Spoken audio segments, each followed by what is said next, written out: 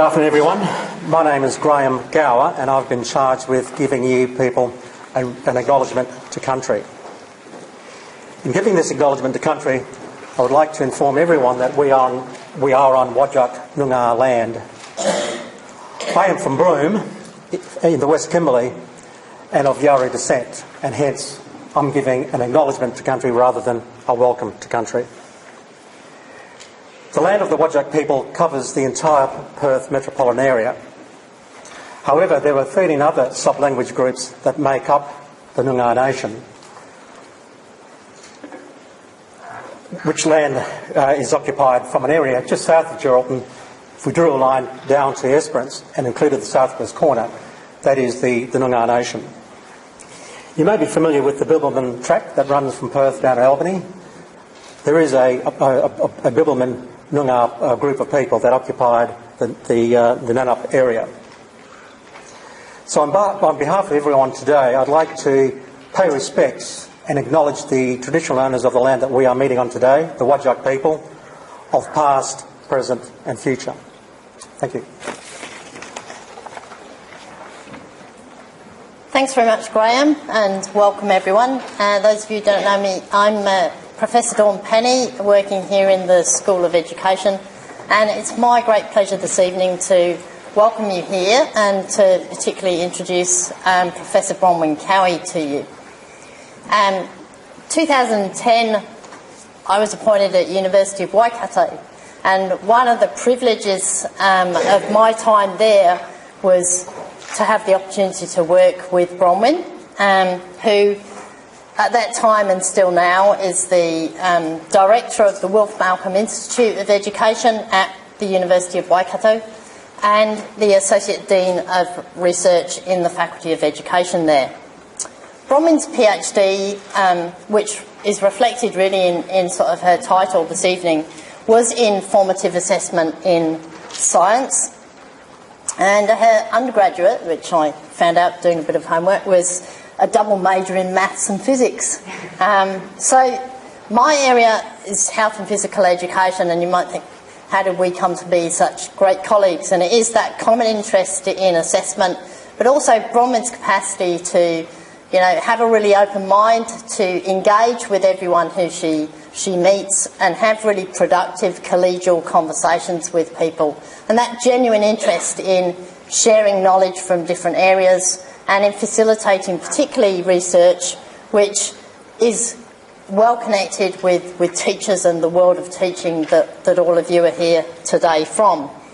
She's been involved in many national and international projects, and particularly has held several major grants from the Ministry of Education in New Zealand under a scheme which is called the Teaching and Learning Research Initiative.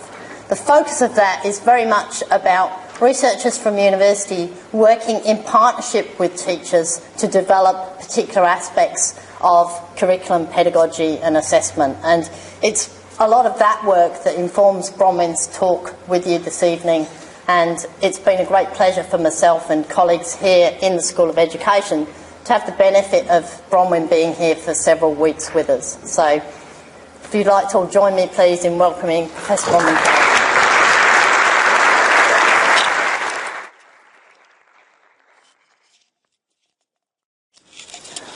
Tēnā koutou, tēnā koutou, tēnā koutou katoa. Welcome to you, welcome to you, welcome to you all. I too would like to start by giving some acknowledgements. I would like to acknowledge on my part the traditional owners of this land and elders past, present and future. I would also really like to acknowledge all the teachers that I have worked with. I think I've been really privileged in my university-based career that I've been able to spend a lot of time in classrooms talking to students, talking to teachers and trying to think what's going on here and how could we make the learning more effective. And I've been really appreciative and lucky as well, I think, in that I've been here at Edith Cowan now for 2.5 months, only 3, and I'll be really sad to leave. And I've been fully converted into a Western Australian advocate. I understand how far we are from the East Coast and that we are unique over here. So I've really appreciated being here and having the chance to spend a bit of time thinking and talking and making new friends and colleagues. So the structure of my talk is this. I'm just going to briefly outline why I focus on assessment for learning, talk through some assessment for learning strategies in action, ask us what do we value when we're using assessment for learning, and really advocate for partnering with family and community as part of the teaching and learning and assessment process. I really like this cartoon series. I'd be surprised if most of you haven't seen it or not, but haven't seen it. But I think it probably exemplifies the challenge we have as teachers. So I taught Stripe to whistle, but I don't hear him whistling. And then we've got this, I said I taught him, but I didn't say he learned it. And for me, this is where assessment for learning comes in, because it's how we work with students to find out what they are actually taking from and learning from what we're doing. So the focus of assessment for learning is on informing learning, not summing it up, which would be summative assessment, at least in the New Zealand parlance. So I thought I would outline one definition of assessment for learning using an elder from Australia, Royce Sadler, has worked long in Queensland. He wrote this very early and seminal paper that's influenced, I think, here, New Zealand, me, and internationally, about formative assessment.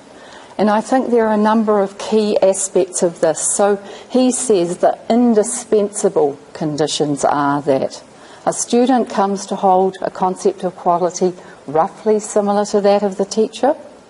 They're able to monitor continuously the quality of what they produce, and they have a repertoire of alternative moves. I think if we think at least what's happened with curriculum internationally, this probably doesn't explain the breadth of what they might be monitoring and focusing on. I think assessment for learning now has moved to say we want it to assist curriculum learning, but we also want it to help students learn how to learn. One of the things I learnt from teachers when I did some very early work was that while we tend to think of assessment as a very formal task, tests, quizzes, what we found when we looked together and asked, how are you knowing about what the student thinks? A lot of this assessment for learning, which is responsive to student thinking, actually takes place in interaction. And we came up with this idea that experienced teachers notice what's happening, they recognise its significance, and then they respond. So this is a very complex, dynamic, knowledge-based action that's challenging. If we want to have a framework to think about how we might conceptualise assessment for learning, Dylan Wiliam and Jessica Thompson have set this out. You'll see here that they acknowledge that the people who can be involved in this are teachers, students and their peers.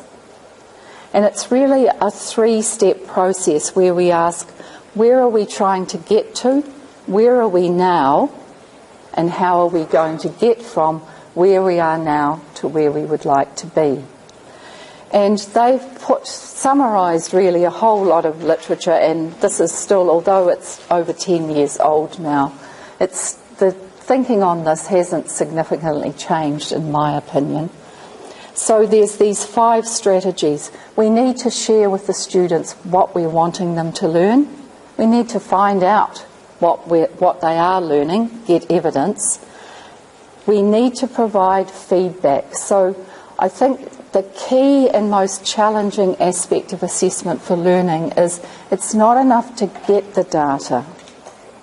We have to take time and think about, knowing this, what might we do next? Sometimes we might just continue with our usual path, sometimes we might do something different. And relevant for this talk today, these the green and the turquoise, he's included here that part of the role of the teacher and as part of assessment for learning is to activate students as learning resources for each other and to be owners of their own learning. I feel really strongly about this slide because I think this part is often left off the graphic, because there's a whole lot of research that says teachers can use all those 5 strategies, but it doesn't necessarily make a difference to the dynamic in the classroom or how students are learning. So these 5 strategies are anchored by a commitment to use the evidence to inform teaching, and I think almost more importantly, a commitment to use those actions to support students to learn how to self-assess and progress their own learning, to develop their agency, to provide them with tools that will give them some autonomy. So, okay, what could we do? Now, in actual fact, it's a really daunting ask to come and talk to a group of teachers, because I understand that you could be from both primary and secondary schools. I've done quite a lot of work in primary and lower secondary. Most of my examples are from there.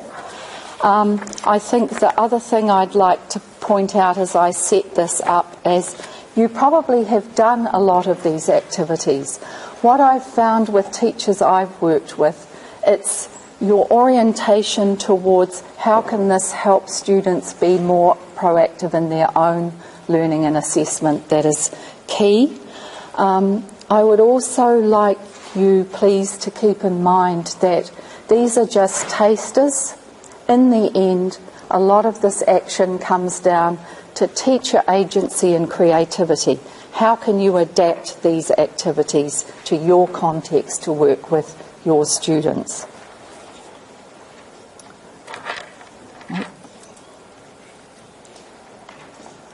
So I thought I'd start by talking first about this idea that we need to use multiple modes, talking, speaking, I'm gesturing, to help students make what they know and can do visible.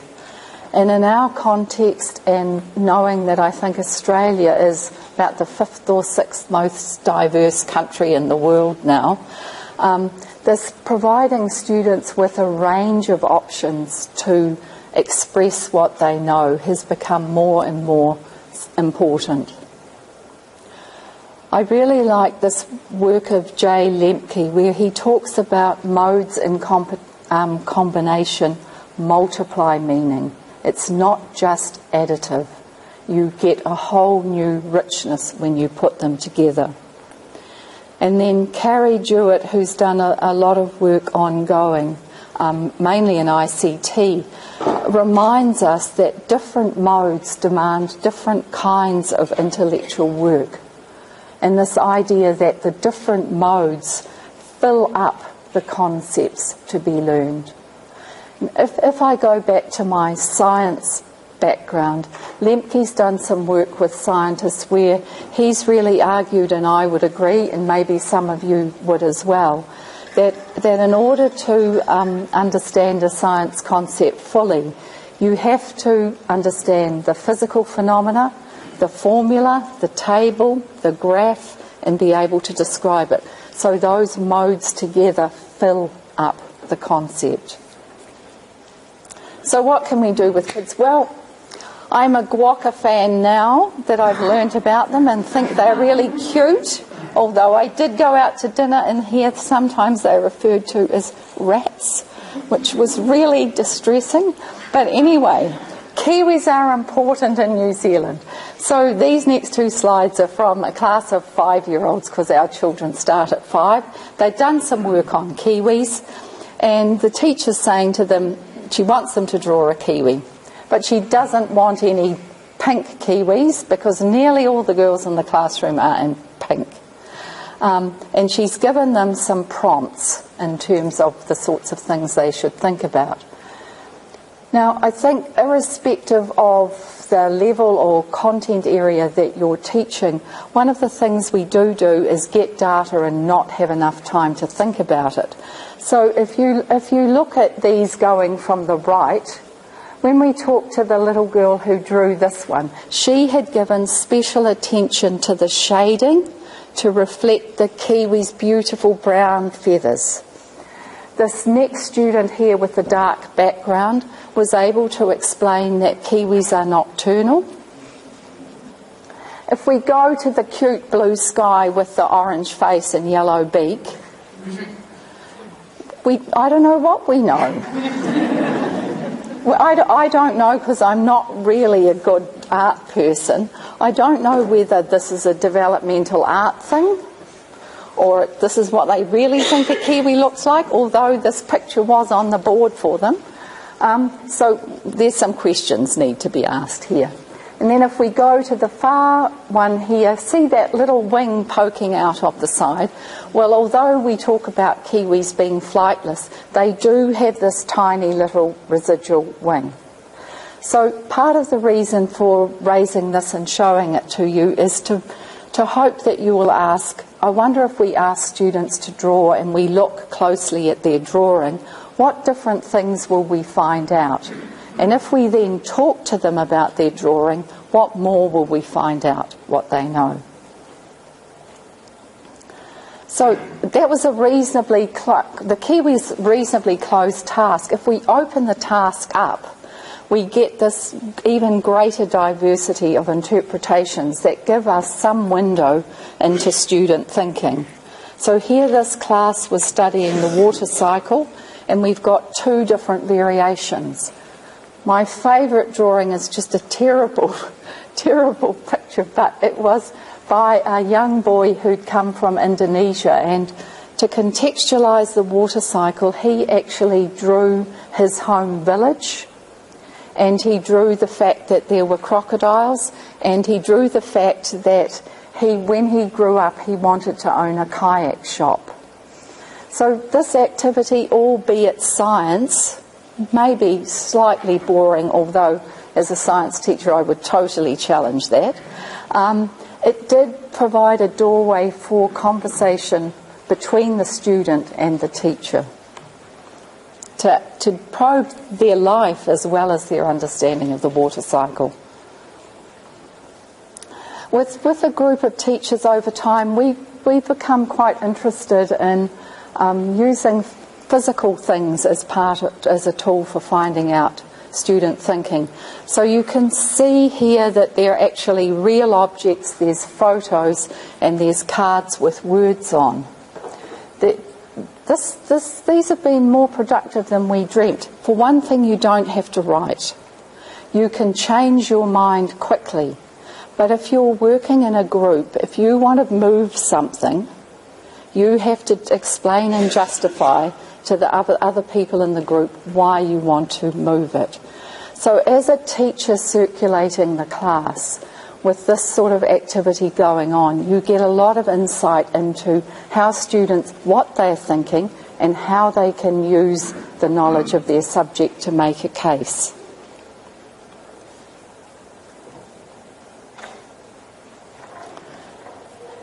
I've included this as an idea because there's quite a movement, at least in STEM, to add arts and STEM, and I know as a person in that space we have to be careful because it has its own framework of thinking.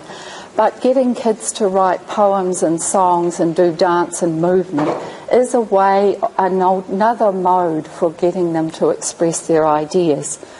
This are 4 slides from actually 17 lessons of development. So the kids had already studied solar heating, they'd really loved it, and they then persuaded their teacher that they wanted to do this performance so they could share what they'd learnt with their parents and other children.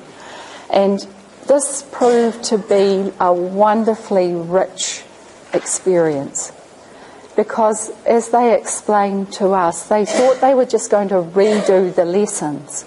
But no, they had to rethink, they had to synthesise, they had to distill the essence, and then they had to think about how they would communicate their learning in a way that was both informative and entertaining. So we've got here Matthew saying, the show brought our learning together. And then the top quote by John, how, they invited us in. I sat in the front chair in a prime position in the classroom where everything was cleared. The kids did the display. They had designed a play, they designed a PowerPoint, they designed a quiz, they designed a rap, they had some music.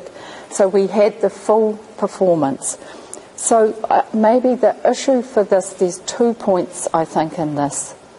What's the value of an authentic audience when you are asking people to demonstrate what they know? These kids were just so delighted to share what they'd learnt with other children and their parents. And then there's also that issue of how many modes and what other activities and ideas can we draw in and think they're part of assessment for learning because they're helping our students demonstrate what they know and give us insight in a new and different way.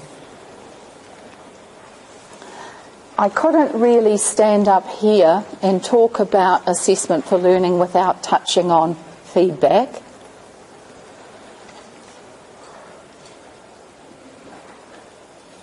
You might like to have a think about yourself and your own practice in relation to these 3 models, which give you 3 different ways of thinking about feedback, which in my view intersect with how you might support student agency. So in this first model, Askew argues that you can think of feedback as a gift. I'm sort of doing this now. I'm standing up here and talking, transmitting knowledge all happily. Feedback can also be working as a ping pong, so there is dialogue, but the teacher is in control. The students are making up their own understandings, but with limited power in the discussion. The current thinking around feedback is that it should be an ongoing dialogue in which both teachers and students learn something new and have ownership over the learning and its direction.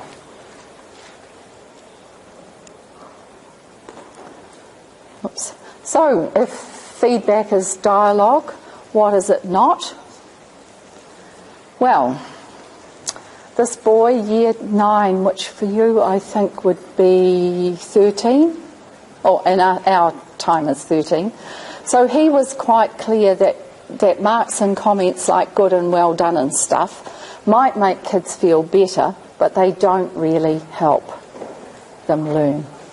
So this sort of thing is not feedback, but on the thinking that fact that children want marks and teachers have to give marks, we did some work with a teacher from a very successful high school who was wanting to help his students do better. He was teaching Year 11 history, which is the first year that our students have external exams, and they wanted to do well. So of all the strategies that are out there, he decided to trial comment-only marking. So he designed this sheet, he discussed the sorts of things he was looking for with the students. He got them to write an essay, he got it in, he filled in the sheet and gave it back. What he did was fantastic, I think, because then he asked his students what they thought of the feedback he had provided. And I'm sure you won't be shocked that a big majority of them said, "Where's the grade?" because for the external exam they will get an achieved, a merit or an excellence, and they were interested in, okay, what would I have got for this? So that was one thing. He wasn't surprised about that, but he was somewhat surprised at how insightful they were about the quality of his comments. So here's one here. It tells me what to improve, but not how to do it. So he went back to the drawing board. He produced a new feedback template. So you can see that he's expanded on the criteria he's looking for. And he's added this section for student comment and next time I plan to. So a more sophisticated version of comment-only marking. He also, when he handed this back, he gave them class time. That a really important message from kids is that you can spend as much time as you like writing feedback on their work, but if you don't think it's worth giving class time to them to think about it, then obviously you really don't think that feedback was all that valuable. So why should they? So he gave them class time. He required them, as you can see here, to tell him how they changed their work and what they would do differently. They took their revised essay back to him, and he did then give them a mark in the sense of the overall happy face. So having done that cycle, he's into the thing of thinking, what will we do next? So 2 reasons for this story. One is there are strategies that you can use to build on everyday practices to make them more effective. And I think the second message, which is equally important, is that change takes time. So he changed his practice. The students had to change their practice. He got feedback, he'd had another go. He got feedback, he had another go. So I think the message from this study was really pick something you're interested in, give it a go and refine it. It may not work the first time, but you can make it better.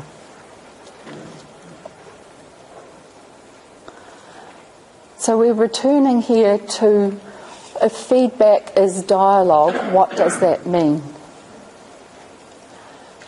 I really love this quote from this girl who was, year 7 when I have to do my arithmetic, maybe 10 at the time.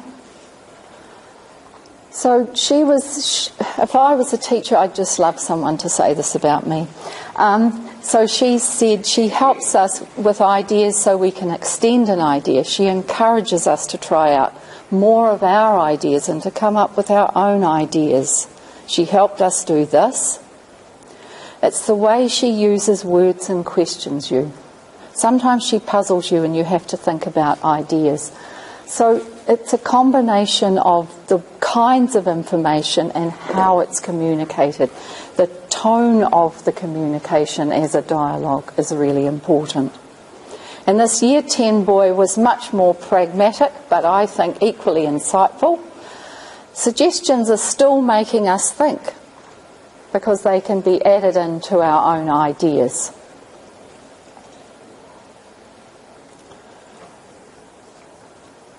Now, in some ways, I think we all realise that as teachers we can't keep layering more and more and more stuff on what we're doing.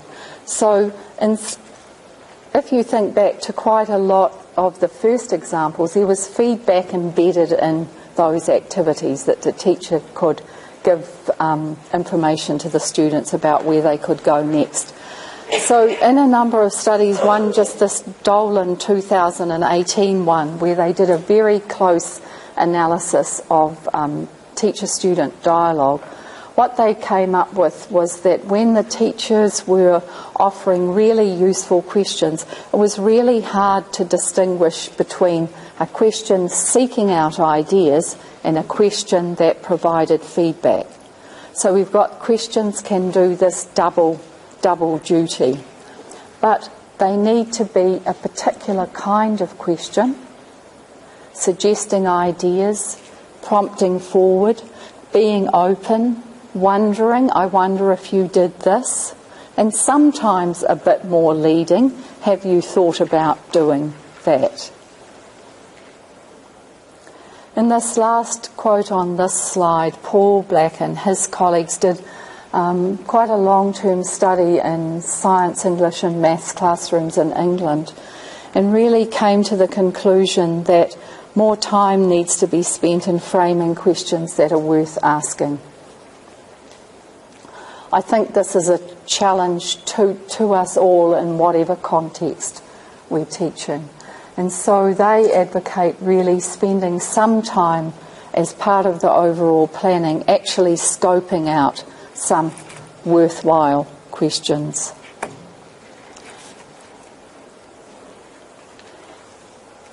Here's just a short taster really from some different curriculum areas about how you might go about just tweaking a question so that it's a bit more open, but also it requires students to articulate and marshal more of their ideas in order to answer it.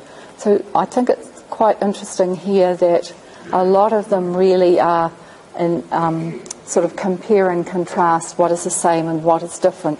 What would you do if you were to take this point of view? Because then you open that space for dialogue. Right.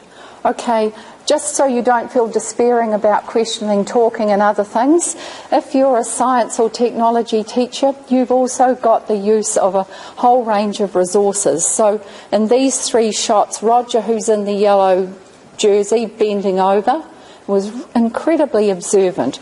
So in this class, the children first of all remade a commercial kite. Then we see in the middle that Roger is out there and his kite flew. Then he had to design his own kite, which actually, unfortunately, did not fly despite the wind. So in this bottom picture, he's in class with some of his peers and he's trying to figure out what the problem is. And the kite that the teacher is holding, she's kneeling with all the threads coming down. You can see that the tails on that kite were much finer. Well, I didn't really understand the criticality of kite tail size and length, but actually when Roger made his kite tails finer, his kite did fly. So the argument here is that teachers can resource the environment with artefacts, objects, books, resources that students then can access independently to help them think about how they can move their learning forward. I have to go fast now. A question really, as an activity you might like to try, it's really interesting, as to whether you might consider asking your class to draw a picture of how they get feedback and what they do with it.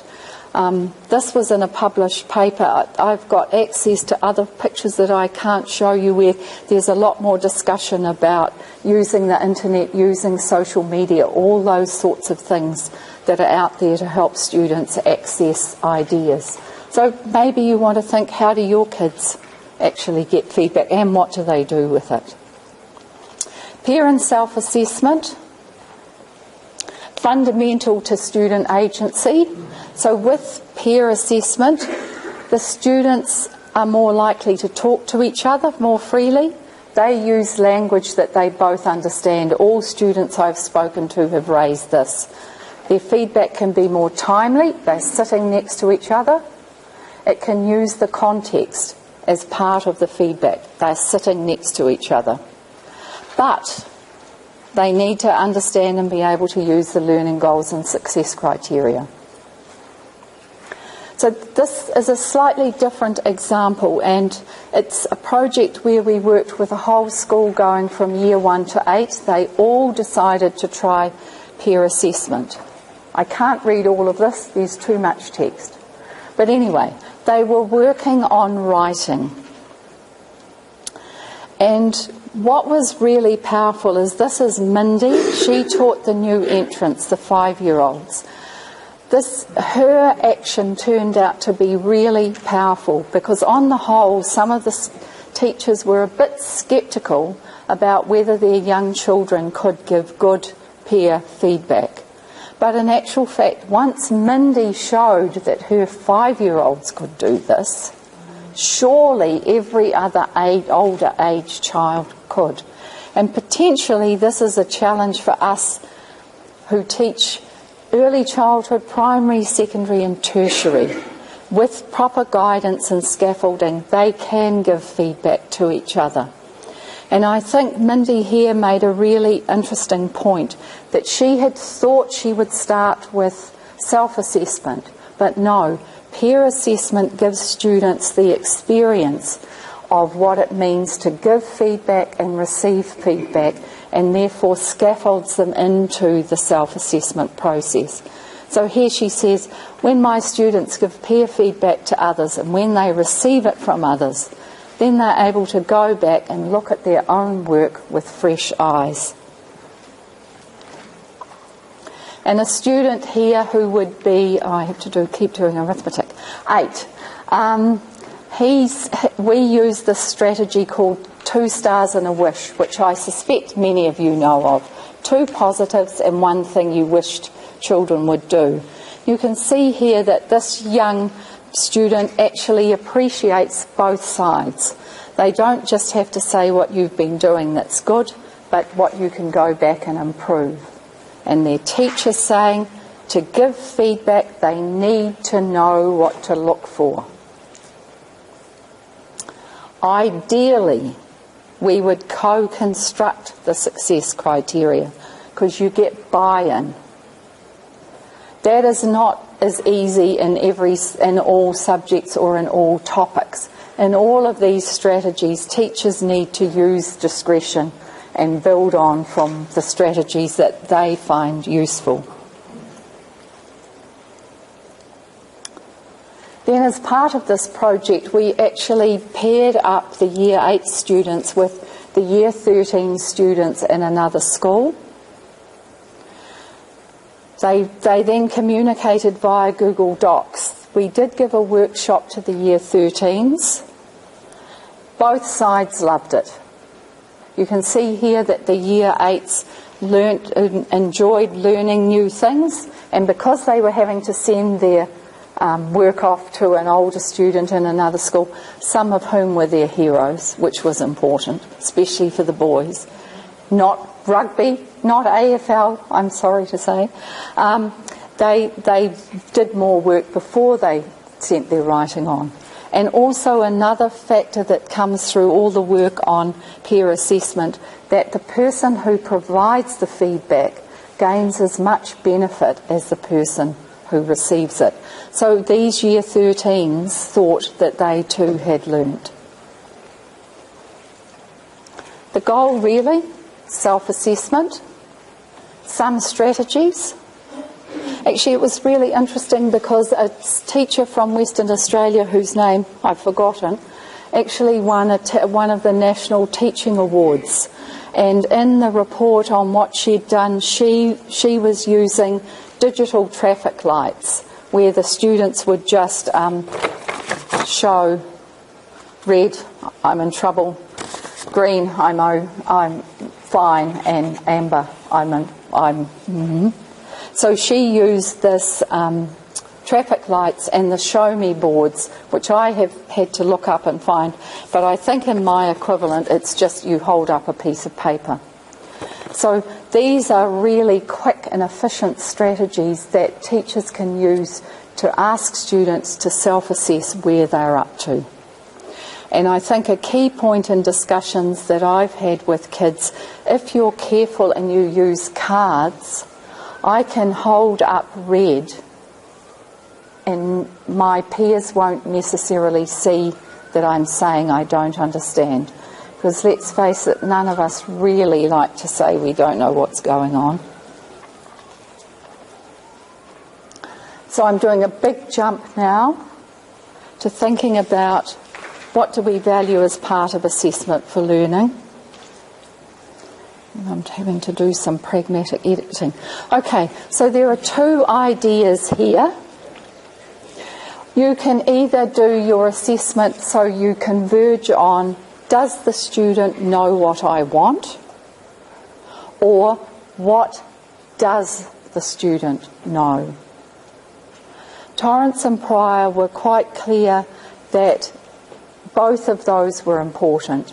We want them to learn what we need them to learn, but we actually want to take advantage of what they actually do know. I'm going to skip over that. So here's a quick question, seems I'm talking and I need a break. So here's a question. Please can you just think in your head, and then I'm going to ask you to put up your hand. So which one is the odd one out?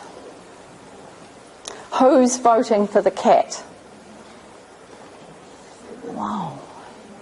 No one. Wow, yes, go. One, thank you. Who is voting for the fish? Oh, yes, a reasonable representation. Who is voting for the elephant? Who is voting for the bird? Okay, well, that's so interesting. Okay, isn't that interesting? And the reason that this is here is this activity was used by a teacher in a class that one of my colleagues was in.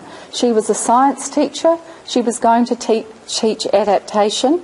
All her subsequent lesson was banked around the fact the kids would say fish. But the first group replied elephant. This was a slight problem. She did what we all do when we're a bit stunned and we don't know what to say. She just said, and asked the next group. So my colleague actually then was able to ask later, talk to the group later and find out why they'd said elephant. And they had said elephant because their mum would not let them have an elephant as a pet.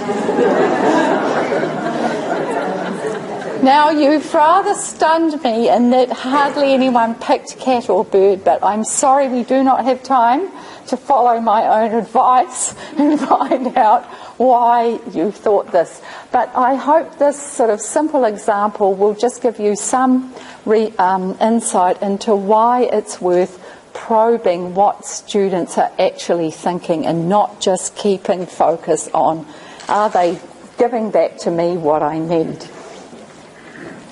Last point. Thinking about linking with families in the community. According to me, I've got 2 minutes. So in the New Zealand and Australian documents, there's a lot of talk about partnering with parents and communities, in our case through assessment, to support students' learning. And again, what I've done really is pick a lot of quotes that I like. And this one here, Penuel and Bell ask, remind us that how students think about themselves and their learning is really influenced by their families. And they go on and make an argument that says, and this is in the science context, remember, that it's not enough for some children, especially from disadvantaged backgrounds, to learn more stuff. It's the relationships they form with people that help them develop a vision of themselves as being able to go forward in that particular area of learning. So part of my argument is that assessment for learning as a process, it can draw the parents into the process. So I wonder why we only report to parents at the end of learning. We've found if we get them in, or at least inform them more carefully at the beginning, they're in a better position to talk with their students about what they're learning and encourage them to learn. And actually the children then come back often with great stories that we can then weave into the curriculum, so we're responding to what they bring to the learning.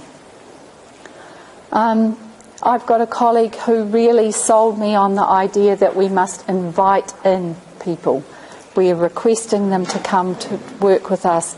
So just 3 examples of people who are resources in our community who will very likely be more than happy to come in and help.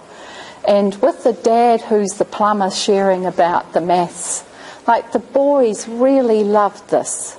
And I was a maths teacher, and we know there are some challenges often around loving maths, but this person provided a probably non-traditional role model of where maths was actually relevant in a child's life. So our assessment for learning is not just about the content, it's about what it means to know and learn in that subject, and these people connections are really important. We've also had quite a lot of luck Skyping with scientists who are often quite willing to do that. They may not have time to come in, but again, a role model and children can test out their ideas.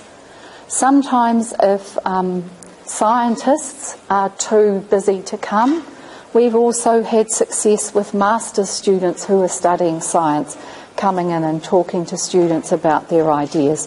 And part of my argument in that is that science communication is a key and essential skill. They can come and practice this with our students. So, to conclude, I'm really committed to this notion that assessment for learning is essential in any classroom, as the way that teachers follow up and find out what sense their students are making from the activities they're providing. I agree with Wiliam Thompson, where they argue that and Marshall and Drummond actually, that it's not enough just to implement the strategies. The commitment needs to be developing students' capacity to self-assess, to become autonomous, to develop agency. But in saying all this, I've just tried to focus on the students, but I totally acknowledge that teacher agency is central to these actions. And I've got a really good colleague, Christine Harrison, who talks about the consistency of principle and not practice. So maybe, hopefully, you might go home tonight and think, what is something I do really well? And how could I make that more inviting to students to share what they do know and help establish a dialogue between me and them, or me and their peers, or me and their families or community about their learning that would help move their learning forward. Thank you so much. You've been a wonderfully attentive audience.